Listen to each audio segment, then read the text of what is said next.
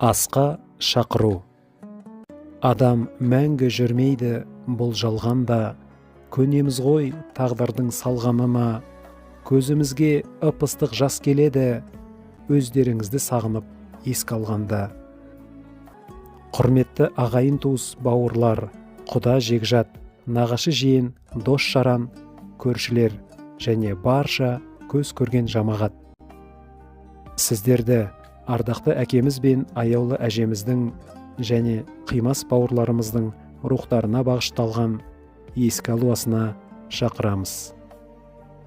Өзектері өртеніп сағыныштан, дұға арнап жүректен алып ұшқан, жақындары қимастықпен еске алады, кездерді бірге жүріп бақыт құшқан.